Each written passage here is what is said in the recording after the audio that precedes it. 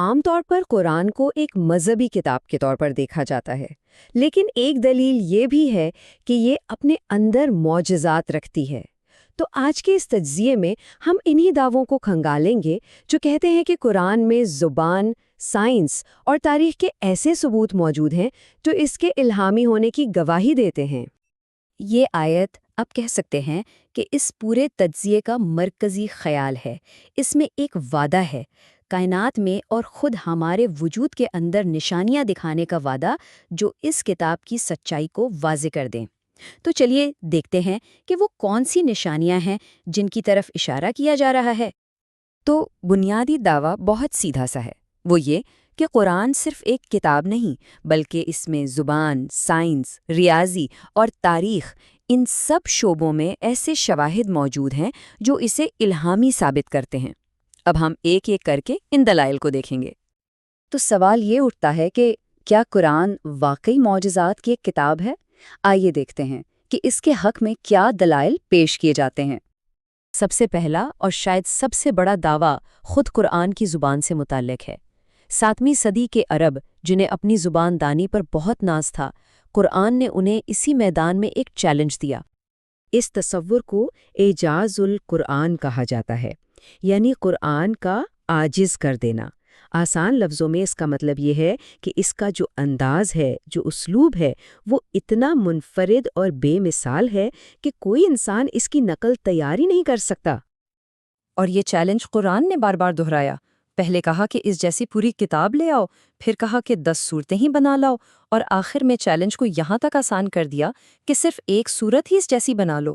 1400 سال سے زیادہ کا عرصہ گزر گیا اور دعویٰ یہی ہے کہ یہ چیلنج آج تک اپنی جگہ قائم ہے۔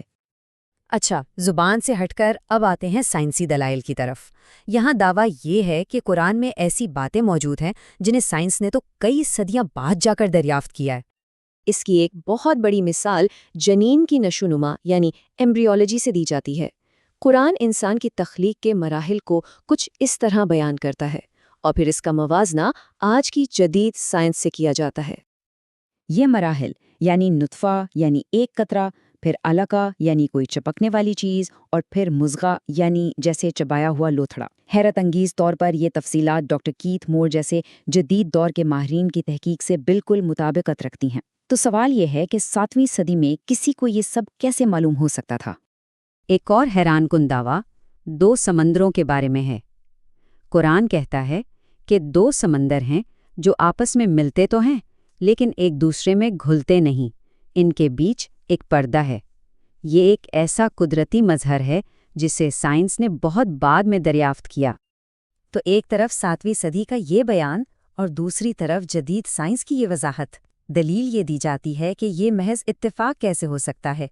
اس وقت کے انسان کو درجہ حرارت، نمکیات اور کثافت کے اس فرق کا علم کہاں سے آیا؟ اور بات یہیں تک نہیں رکتی، اس کے علاوہ کائنات کے مسلسل پھیلنے کا ذکر، اور یہ کہ لوحہ زمین پر نہیں بنا بلکہ باہر سے اتارا گیا ہے۔ یہ دونوں باتیں بھی قرآن میں موجود ہیں، جبکہ سائنس نے ان حقائق کی تصدیق صدیوں بعد کی۔ اچھا، اب ایک بالکل ہی مختلف پہلو کی طرف چلتے ہیں۔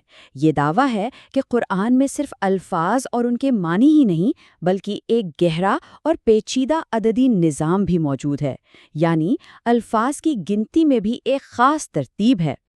مثال کے طور پر یہ عدد دیکھیں، 365۔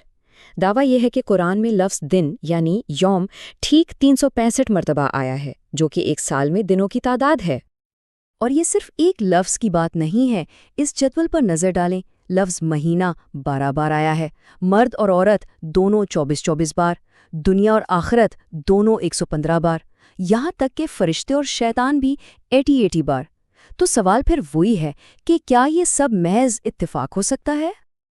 اب ہم ان دعووں کی طرف بڑھتے ہیں جو قرآن میں موجود تاریخی واقعات اور مستقبل کی پیشگوئیوں سے متعلق ہیں۔ تاریخی پیشگوئیوں میں رومیوں اور فارسیوں کی جنگ کا واقعہ بہت اہم مانا جاتا ہے۔ جس وقت رومی سلطنت شکست پر شکست کھا رہی تھی، قرآن نے یہ پیشگوئی کی کہ چند ہی سالوں میں وہ دوبارہ غالب آ جائیں گے، اور تاریخ گواہ ہے کہ بالکل ایسا ہی ہوا۔ ایک اور بہت مشہور آیت فرعون کے بارے میں ہے، جس میں اس سے کہا جا رہا ہے کہ آج ہم تیرے جسم کو بچا لیں گے تاکہ تو بعد میں آنے والوں کے لیے ایک نشانی بن جائے۔ اور پھر جب صدیوں بعد فرعون ریمسز دوئم کی حنوط شدہ لاش بالکل صحیح سلامت حالت میں دریافت ہوئی تو اسے اس قرآنی آیت کی ایک ٹھوس مادی دلیل کے طور پر پیش کیا گیا۔ تو ان تمام دلائل لسانی، سائنسی، ریاضیاتی اور تاریخی، ان سب کو ملا کر کیا تصویر بنتی ہے؟ یہ دلیل صرف کسی ایک پہلو پر منحصر نہیں ہے، اس میں یہ بھی شامل ہے کہ یہ کتاب 1400 سال سے محفوظ کیسے رہی، اس نے عرب کے منتشر قبائل کو ایک تہذیب کیسے بنا دیا، 23 سال میں نازل ہونے کے باوجود اس میں کوئی تضاد کیوں نہیں ہے، اور اس کا لوگوں کے دلوں پر روحانی اثر کیسا ہے۔ یہ سب مل کر ایک بہت جامع مقدمہ بناتے ہیں۔ تو خلاصہ یہ ہے کہ ماخذ کے مطابق قرآن کے معجزات کسی ایک شعبے تک محدود نہیں، بلکہ زبان سے لے کر ریاضی تک اور سائنس سے لے کر تاریخ تک پھیلے ہوئے ہیں، اور یہ سب مل کر اس کے الہامی ہونے کی ایک مجموعی دلیل پیش کرتے ہیں۔ اور اس تجزیے کا اختتام ہم اسی سوال پر کرتے ہیں جس سے اس کا آغاز ہوا تھا۔ ان تمام دلائل کی روشنی میں یہ سوچنے کا مقام ہے کہ کیا یہ واقعی وہی نشانیاں ہیں جن کا وعدہ قرآن نے کیا تھا، آفاق میں بھی اور خود ہمارے اندر بھی؟